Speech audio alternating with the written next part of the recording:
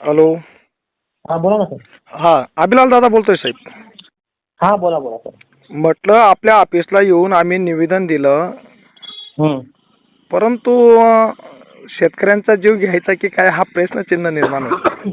सुट्रेपाडा आनंदखेडा गावामध्ये दिवस पायी तुम्ही लाईट द्यावी, कारण या ठिकाणी दिवसा ढवळ्या जरी बिबट्या दिसत असेल, रात्रीच्या वेळेस काय होईल, जीवितहानी होऊ शकते.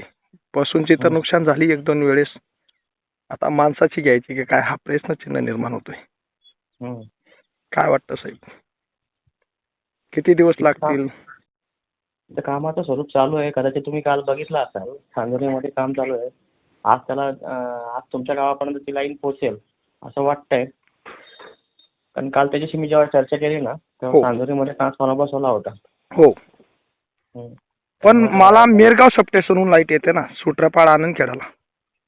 साहेब तुम्हाला तेच सांगण्याचा प्रयत्न करतोय. एकदा सिंगल फेज लाईट आली ना, तर मग काय अडचण येणार नाही तुम्हाला तिकडनं. म्हणजे आपल्याला तिकडनं घेण्याची आवश्यकताच नाहीये.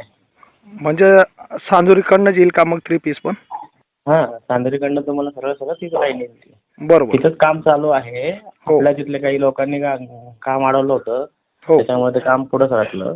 ते काम आता युद्ध पातळीवरती चालू आहे. आता कसं आहे की त्यावेळेस तुम्ही लोक आला होता मला मान्य आहे, पण आता कसं आहे की काही गोष्टी आपल्या हातात नसतात. साहेब झालं, आपल्या हातात नाहीये ती गोष्ट आहे, परंतु आपल्या हातात एवढं काही आहे की शासनापर्यंत वरती पाठवा, तुमच्या सिनियर लोकांपर्यंत पाठवा. आज तुम्ही तुम्ही जर माझ्या ऑफिसला आलात ना, तर मी तुम्हाला माझा करस्पॉन्डन्स दाखवू शकतो की आतापर्यंत त्या माणसाला आपण किती पत्र दिलेली आहेत. त्याच्यावरती की बाबा तू काम स्लो करतो आहे किंवा तुझं काम ऑलरेडी संपलेलं आहे, तुला एक्सटेन्शन पिरियड मध्ये ऑर्डर दिलेली आहे, तरी सुद्धा तुझं काम पूर्ण होत नाही. एक कसं होतं की एक पत्र लिहिणं ह्याच्या व्यतिरिक्त आपल्या हातात तिथं दुसरं काही नाही आहे. त्याच्यापेक्षा मी त्याच्या मागे लागून तो ट्रान्सफॉर्मर बसवून, काल सांजोरीचा ट्रान्सफॉर्मर बसवला असेल त्याने, आज तो पुढे सरकणार होता. आणि त्याला मी सांगितलं होतं की तू लाईन चालू करून घे, नंतर काय किरकोळ किरकोळ कामं असतील, 1 पोल 2 पोल 4 पोलचे नंतर करत बस. बरोबर बरोबर. प्रामुख्याने तू कामं करून घे जे आहेत ते. तर आज त्याला विचारतो मी, आणि 10 मिनिटं द्या मला, मी त्याला बोलतोय तशी. आज कुठपर्यंत आलाय त्याचं काम. आणि मला कळवा मग तसं साहेब, पण तरी लवकरात लवकर झालं पाहिजे असं मला विनंती करायची आपल्याला. साहेब मी तुम्हाला तेच सांगतोय, मी तुम्हाला परत म्हणजे मी हे बघा, काम एखादं वैयक्तिक काम मला स्वतःला करायचं असतं ना, ते काम ते फार सोपं असतं. बरोबर.